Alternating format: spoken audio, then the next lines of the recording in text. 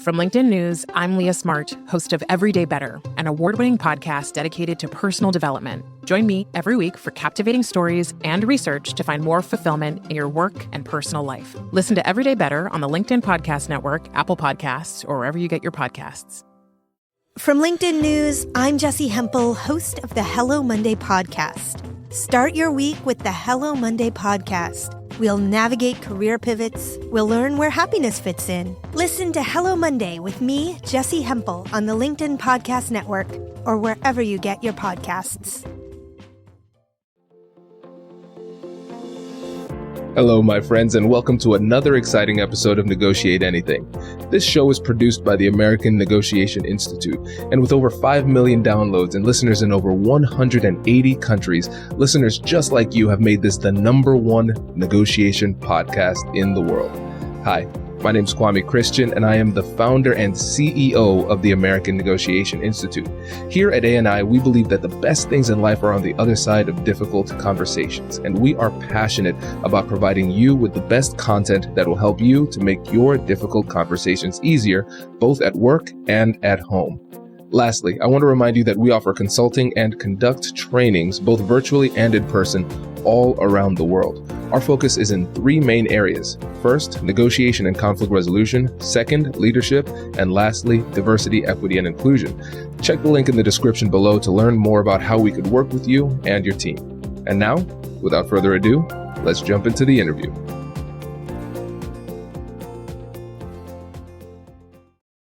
So on the surface, salary negotiation seems like it's just a numbers game. How can I get the most salary out of this organization that just offered me a job or will hopefully be offering me a job? And let me try and figure out that numbers game. However, underneath the surface, there's so many factors that impact how we show up to that conversation. And when I talk to job seekers, the #1 factor that comes up probably 95, 98% of the time is confidence or lack of confidence. People say, oh, I don't have the confidence, Kyle, to ask for $40,000 more than what they already offered me. Oh my gosh, this is Meta or Amazon or some hyper-growth startup. I'm scared to go ask for more money, and confidence keeps coming up. So today, hopefully we can talk about a few ways people can boost their confidence as they go into these salary negotiation conversations. I love that. This is great. And before we get into that again, I want to kind of explore a little bit behind some of the perspectives that might hold people back. When you think about the mindsets that hold people back and make it tough for them to negotiate effectively and advocate for themselves, what are some of the patterns that you're seeing? A lot of people, when they go into salary negotiation, they have these ideas around money. And when it comes to money, they're like, oh, I don't think I'm worth this amount of money. They say, I've always made X dollars, and now this is 50% or 100% more than I've made before. And people feel like, oh, that's already good enough. I shouldn't negotiate more. And there's these negative feelings or perceptions people have around money. It can be difficult to move past that. And people connect money to their worth. I'm worth X amount of dollars, but not Y amount of dollars. And there's this stickiness that comes in. And when I come in, I try and say, let's disconnect that and not say, here's what you're worth. The money's not your worth. It's simply an exchange of energy. You're showing up and delivering a certain amount of energy to the organization. What energy can they provide back in regard to money? And that can be helpful for some people to disconnect from, oh, this is my worth. No, it's not. It's just an energy transition between you and that organization. Where should we start? What would you say is the #1 mistake that you see people make in these conversations about compensation? If I had to pick the first one, I would say, don't take things personally. When people take things personally, that's one of the biggest mistakes. And you really have to look at it as a business problem that you're trying to solve collaboratively, right? I mean, it's not about you. And the way that companies pay people really isn't about the person at all. It's how much they value the work that you'll be doing for them. And so it's normal that different kinds of companies might value that work differently. And so you just have to remember that it's really a statement on the work and not a statement on you as a person. And it's really hard to get that emotional distance, but when you can be a lot more effective. 100%. Because if you start taking things personally, then you're losing that perspective, and then you'll probably respond emotionally. And oftentimes Yes. our emotional responses are not the appropriate responses for the negotiation. They might feel good in the Absolutely. moment. Don't get me wrong. They Right. feel great. But, but then you have that Or emotion. it might feel terrible It might too. feel I mean, that's the thing. That's the thing. You're kind of, you don't know. it's random in that situation, right? Because sometimes the emotional response can feel good. It could be cathartic in the moment, and then the ramifications are down the road. Or maybe it feels bad in the moment too. Or maybe you get lucky. Yeah. And so I think it's really important to recognize the difference between an emotional thought and a rational thought in the moment. Yeah. And so it's easy for us to just say, okay, good, next one. We won't take things personally. On to the next idea. But it's easier said than done, right? Yeah. So what advice do you have for people who say, well, okay, thank you, but it's hard for me not to take things personally. How do I actually do that? Well, and it is hard for everybody. But if you can really recognize the fact that it's a business problem that you're trying to solve, that's one way. I also advise my clients to think about negotiating on behalf of somebody that they like, but maybe not their super best friend, but somebody that they think is great. So if I were negotiating on behalf of you, I would advocate for you. I would be firm, but and I would want a great outcome for you, but it doesn't impact me in quite as personal a way. And I think that's the mindset that if you can get into that, it can be really generative. 100%. And so I think about it, for me as a lawyer, I think about the times when I was representing clients. It's an interesting phenomenon because they can say things that are offensive about the situation, but since I have that distance, I can handle myself. I can think about several times in negotiations where I was with my client and they said something that I knew that they would take personally. And I was just texting them, don't say anything, just let me handle this, right? Be quiet. Because I have that objectivity, I have that distance. And it is a really powerful mental trick you can play on yourself to say, all right, I'm not Kwame, but I'm going to negotiate on behalf of Kwame. Right, or Whitney, my wife, or my brother Kobe, or whoever it happens to be. But I put that other person, I kind of other myself in that situation. Gives a lot of perspective. Yeah, and one thing I want to say, that I've not always been a negotiator, right? I have stories of times where I never negotiated, and then at the end I will bang my head. I'm like, "What happened to you?" Right? And I worked at the World Bank, and I did all those negotiations, but before I get to that level where I could negotiate, being around the table as the lawyer representing the World Bank, I was that young immigrant who had to accept the job and maybe negotiate the salary. I didn't do that, So, and then as time passed, I started to realize that, hey, I think I made a big mistake. But I'll tell you a little bit about a story that I'm still kind of ashamed about, because that's when I moved to the United States, and then I accepted the job at the World Bank in 2012. And when the job offer came, I just accepted. And I didn't even take the time to read all the small things in the offer. I was just so excited. I had this salary. I've never had such a salary before. And, the job offer was coming from the World Bank. I thought I was just so lucky. And then what I realized a few weeks in the job was that my colleagues who came with me at the same time as a legal associate, they had been in the country for some time, and some of them were American, and they was thinking that the salary that we're getting was not enough, considering the market, Washington, D.C., and also considering the fact that we were graduates from law schools, right? They call us, we sat around the table around lunch, and we were talking about our salaries. They're like, we have to figure a way to go to the legal associate manager to talk about this situation. And I remember telling them, guys, I think we should kind of slow down a little bit. We must consider ourselves lucky to be here today, because there are a lot of people out there trying to be in our places. They just looked at each other and kind of like, what is he talking about, I guess? But I've never really talked about it again with them. But and that just came from the fact that I was young, inexperienced, And I just accepted the job as at a prestigious organization, but I never really took the time to understand what was in there. What should I have negotiated, and I never did that. But so today, when I write a book like that, I also talk about those type of stories, and then I want to hope that people who are reading the book today are going to understand that when you accept a job, you want to be able to negotiate, right? Negotiation is not just looking at how much money am I making at the end of the pay period. There are a lot of things that you have to take into consideration, especially as an immigrant, for example. You want to look at, where am I going to be living? What's the cost of living in that area? And then, of course, you also want to be looking at what is the compensation package, right? So things like that are things that I think I would like to be able to talk about and share with others, so that they understand that being where I am today, having worked at the World Bank, doesn't mean that, it's always been like that in terms of negotiations.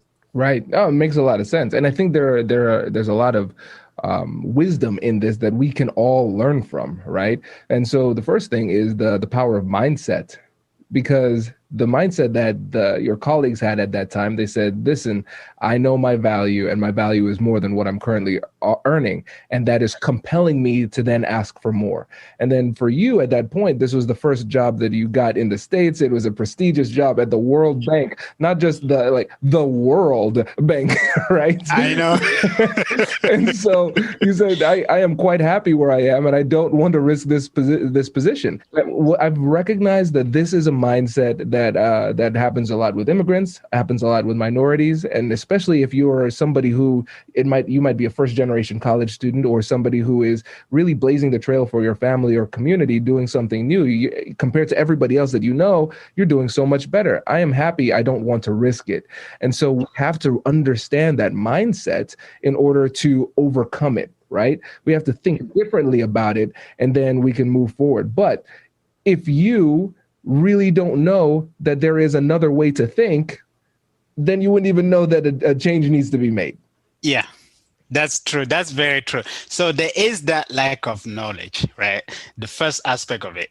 And the other one is a challenge that I think has to do with maybe. Hey, you! I'm Andrew Seaman. Do you want a new job? Or do you want to move forward in your career? Well, you should listen to my weekly show called Get Hired with Andrew Seaman. We talk about it all, and it's waiting for you, yes you, wherever you get your podcasts. Brace the rudders! Raise the sails! Raise the sails! Captain, an unidentified ship is approaching. Over. Roger. Wait, is that an enterprise sales solution? Reach sales professionals, not professional sailors. With LinkedIn ads, you can target the right people by industry, job title, and more. We'll even give you a $100 credit on your next campaign. Get started today at linkedin.com/marketer. Terms and conditions apply. Feeling maybe a little bit insecure, knowing where you come from and knowing what you're looking at. You don't have the time to definitely say, hey, let me stop a little bit and think about this. Is this fair or is it not fair? No, people don't think about that. When the job offer comes, they click yes without reading everything. And what I'm trying to tell people is that you have, especially as an immigrant and being in those situations, there's a lot going in your mind. It could be that your papers depend on that job offer, and you don't have the time to look. You just want that paper and you forget that you can actually negotiate to get better, or maybe to get a better offer, right? But people don't always have the time to think about that. So that challenge, and also thinking that they may have to engage in some form of difficult conversation, because that's what it is, right? How are you going to start from your position asking your employer to give you more money when you have other issues like getting your paper renewed? You want getting a job and starting supporting your families back home, and here they say I should negotiate. So they are afraid. They don't want to engage in that. Let's talk about salary expectations. What do we need to know? So I think as a recruiter, probably about 30% of the conversations that I have are with people who don't have a predetermined compensation expectation when I speak with them. And that makes it really difficult to move forward in the process. In fact, a lot of companies won't even present your resume to a hiring manager until you give them your compensation expectation. And so there are a few tactics that you can use to go in and figure out what your target comp is. First, of course, you want to know your annual budget that you need to actually spend. That's going to be your bare minimum, right? Because the last thing you want to do is take a role that means that you can't pay the bills. And then once you've determined your bottom line minimum, you want to go in and determine your target industry and your top 2 to 3 target job titles. And you want to go to places like Glassdoor and Salary.com and LinkedIn and research what the compensation levels are for those job titles. And if the compensation does not align with your minimum expectation, you need to pick a new industry and a new job title. And then redo your research until you get there. And then you also need to compare it with where you were at previously if you were laid off, or where you're at in your current job, and make sure that it's at least as much or more, because unless you're going from the public sector to, say, the nonprofit sector, you should always be advancing yourself in that way. Right now, women on average make around 79 cents on the dollar compared to a non-Hispanic white male. Women of color actually make significantly less. So if we go state by state, the numbers can be alarming. But in general, white women have to work until March to make what a white man earned in the previous year. African American women have to work until August, Latino women September, and the Native American women November. So when you look at the wage gap, you're looking at women working almost a full year for free to earn what a man made in that same time frame. It's really more complex than just saying, oh, they make less, because when you look at traditional job roles and social roles that the women carry, women have to take off of work to give birth to a kid, whereas a man doesn't. And so women are penalized for leaving the workforce for a certain amount of time, and they're not paid for that time. So when they re-enter the workforce, there is a gap in their work history. So when women and men start off right out of college, they're typically earning close to the same amount. But as they get older, as women get older, they earn less.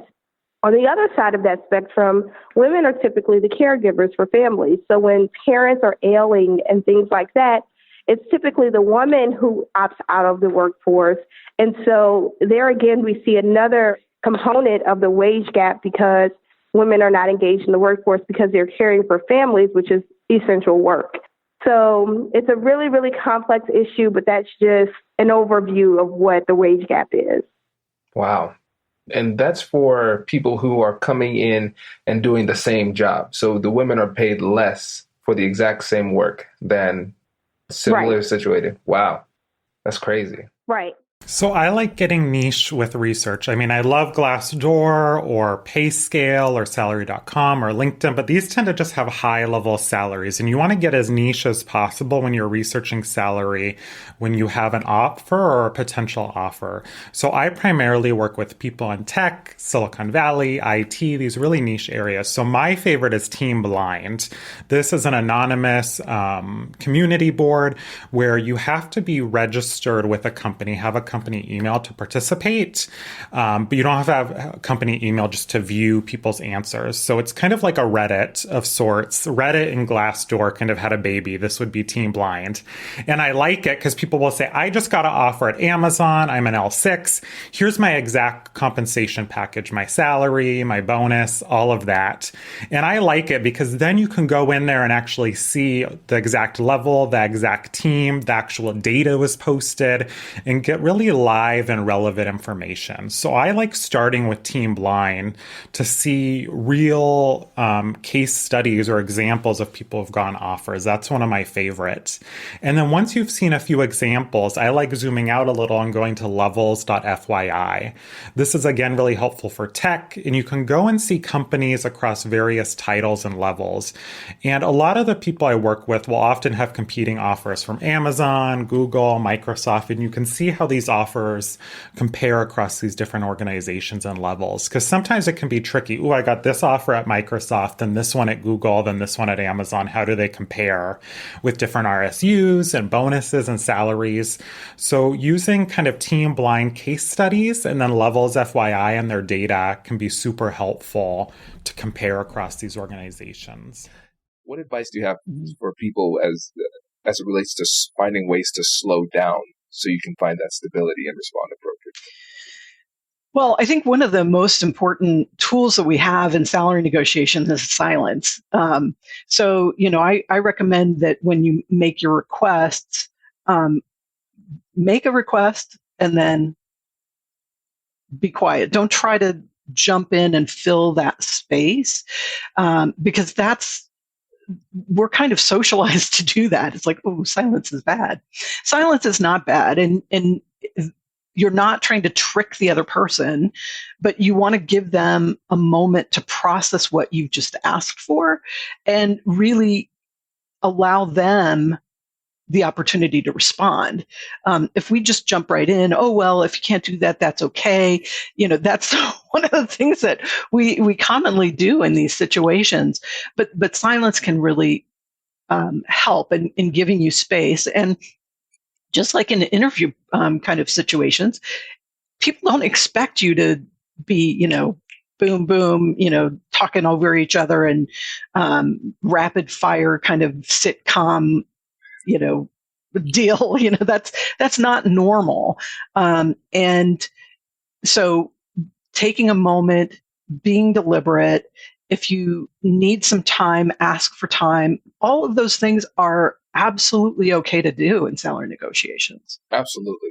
Absolutely. I tell you, one of the things I like to keep in mind is you're going to make more mistakes by going too fast than by going too slow in these difficult conversations. The other thing is you can't put the toothpaste back in the tube. Once you say certain things, you can't pull it back, right? Yeah. Recently, I conducted a short survey. I'm still receiving responses for that survey. It's a question I ask many immigrants. I've received more than 110 responses so far. Why did you negotiate your first salary when you move and when you move to the country where you live today? And then if you didn't negotiate, why? Is it because you were lucky? You thought you were lucky to have the job, thankful to have the job, or is it because you didn't know that salaries were negotiable? And many people respond and tell you, the majority of the responses that I've received is that I didn't negotiate because I was afraid of losing the offer. I was afraid, I didn't know that salary was negotiable. I was thankful for the job. And so when you hear things like that, you can tell that people they don't have that mindset of, I can negotiate my salary. They have a mindset of, thank God I get this job. And so one of the things I always hear from people is that one of the most nerve-wracking parts of the negotiation is when you're applying and then you see that little box that says salary expectation and they say, oh no, I remember Kwame talking about anchoring. I don't want to create a bad anchor. How do I handle that? I need to put a number. So what would you suggest? You put $1 in that field. No recruiter is going to believe that you actually want to make $1 a year, but you don't ever want to list, say, $56,000 or $100,000 or $300,000 or $12 an hour, just to have a recruiter look at that and not even open up your resume if it doesn't align with it. Because if they'd opened up your resume, they might see that you could add value in ways that they hadn't even thought of, or that that you might be a really good fit for another opening at the company that hasn't been posted yet, even if you're not the perfect fit for the role that you applied to. And you have to be prepared though, because once you have that initial conversation with the recruiter, they're going to ask you in that conversation what your minimum salary expectation is. And you should be prepared, because you've already done all of the research that we just talked about, to give them the low end of your range and also to give them a high end of your range. And so depending on your field, I give ranges of about $40,000 when, like a really wide range, when I quote my target compensation. And I tell people that I do that when I'm talking to them on the phone. I say, I'm going to give you a really wide range here because I completely understand that large companies and small companies and public companies and private companies can pay very different compensation levels. So I'm going to give you a really wide range here. And then as we go through the interview process and we learn more about each other and the value that we can add to each other's lives, we can narrow down that target further. That is great. Listeners, I hope you just like copy and paste that, what you just said. I think that's a really great way to handle it because it's so reasonable and you're not making the mistake of pricing yourself out of different opportunities, and you're not making the mistake of anchoring too low and then putting yourself in a bad position when you could have gotten more. And so that also helps us to understand what to do in the middle of the conversation if they say, oh, what do you hope to make? Or something even more sometimes nefarious. What did you make before? Yeah, and there's two important points there. The first is there's an alternate tactic, which is instead of you as the person looking for a job saying a number, you can turn it around and flip it back on them and say, well, can you tell me what your target compensation range is as a company? And then the real important thing that you have to do is be silent after that. And I know you cover this a lot in your podcast, Kwame, and it's something that's really hard for me to do. So I appreciate that you bring it up a lot. You need to be silent because recruiters are not used to being asked that question. And they will need to run through their head to, number one, maybe remember, because they're probably recruiting for 14 to 20 different roles, right? And they might not remember off the top of their head. And then number two, especially if they're with an agency, they might have some clients where they're allowed to say the number and some clients where they're not allowed to say the number. And so they might have to kind of go through that Rolodex in their head to figure it out. And then the other really important point is that it is only legal to ask for previous compensation information in certain states. And so many states, they're only allowed to ask you for your compensation expectation. They are not allowed to ask you to provide proof of your compensation history. It's illegal. And they're also not allowed to ask you what you made in the last year. And so that's a really important piece of information to know. The other important piece of information is even if you get asked those questions, you're under no obligation to answer them, even if it is in a state where it's legal to ask. And so I recommend 100% of the time that you do not tell people what you were making previously. Because if you were at Google and you were making $300,000 a year doing something insane like senior director of engineering over there, then, if you're looking for something in the startup world, you're not going to have that same, you're going to be looking at something, $150,000 lower maybe. And you don't want them to get nervous and think that you're priced out because of it. Does that make sense? Absolutely. Yeah, you're spot on. And I think we have the opposite too, because a lot of people are switching jobs because they were unappreciated, because they weren't properly compensated. And then we inappropriately anchor ourselves where we say, oh yeah, well, at my last job, I made $70,000, but that's why we left, because it wasn't enough. And so I agree. I think strategically finding really mindful ways of addressing this is really important. And it goes back to what you said, Robin, before, where you talked about role playing. This shouldn't be the first time you're going through this. You should have practiced this a number of times so it comes out smoothly. A lot of times we are caught off guard with really basic questions that we saw coming. We should have seen coming at least. What are some other mistakes people make at this stage when they're doing research? What I find is people often don't get into the total compensation package. I have clients, they just show me that base number. And sometimes people are like, oh, I'm leaving this non-tech, really well-known company for Amazon, and they're actually offering me a lower base salary. And then they forget to look at the RSUs, the relocation offering, the bonuses, the healthcare, and looking at the total package is really important. And looking both now and then in the future, in 3, 5, 10 years as their stocks grow. And you want to ask yourself, what's important to you? So when you're thinking of your salary expectations, I can encourage people to really write out what's important. Do you need cash now? Are you in it for the long run? Is healthcare important?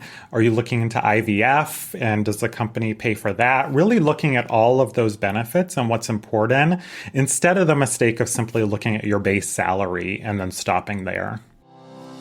Congratulations! You've just joined an elite club. By listening to a full episode, you're now officially on the Negotiate Anything team. So welcome aboard. What most team members do is they subscribe to the podcast because that allows them to automatically get the latest episodes of the show. The best things in life lie on the other side of difficult conversations. Keep learning, keep practicing, and keep getting better. Your relationships will improve, your career will soar, and you'll have the confidence you need to get the most out of these crucial conversations. Again, thank you for joining the team. We're excited to have you, and I will see you in the next episode. I'll catch you later.